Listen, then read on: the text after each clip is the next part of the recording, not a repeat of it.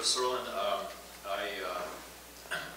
My comments won't necessarily relate directly to the budget because I'm on a committee that serves, that addresses the question of constitutionality. It's a newly formed committee, and our responsibility as a legislative committee is to decide whether the bills that we're passing in the House are constitutional. So right from the get-go, I can talk to you about one of the driving philosophical motivations that this majority has is, rather than leave the question of constitutionality of any particular question up to the judiciary, which any high school student can tell you it's their role to determine constitutionality, the legislative branch has sort of asserted for itself the power to do this. Not that that would hold up in court, because it wouldn't. But the mindset of the new majority is that if there's a question on constitutionality of a bill, what we'll do is we'll refer it to my committee, and then usually, actually always on a party line vote, the committee will decide that we're good, it's constitutional, no problems, no worries, and we'll pass it on to the Senate. As an illustration of that, just a couple bills that we addressed. The House recently addressed HCR 19, which is a resolution. The resolution, thankfully, doesn't carry the force of law, but its purpose is to state the official position of the House on a particular matter.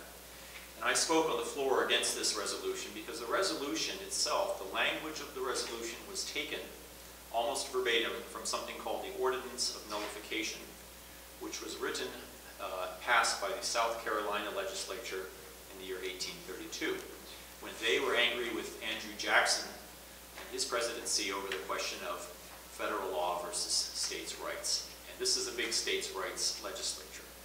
The problem I have, and the problem I think a lot of Granite Staters would have with the notion of South Carolina's 1832 language being in a bill that we pass as the official position of the House, is that some 30 years later or so, you may recall that South Carolina was then in the forefront of the ultimate act of nullification when they decided to start the Civil War. Bonus trivia question, does anyone know exactly what happened 150 years ago today at 4:30 a.m.? Yeah. Yes, the borders began to fire on Fort Sumter, so how ironic. We also had a bill go through my committee, gives you another example of the sort of mindset that we're dealing with. And I think this is important because rather than focus on jobs and the economy, as was promised, the very first thing that we started to do as a House, not as Democrats, was attack these ideological questions. We had a bill go through our House that was what I call a twofer. It's a combination of states' rights and guns rights. This bill was called House Bill 125. This bill's language would make it a felony for a federal agent to attempt to enforce federal gun law in the state of New Hampshire if a firearm was made in the state of New Hampshire. This is an attempt to carve that boundary between the sovereign state of New Hampshire and the federal government.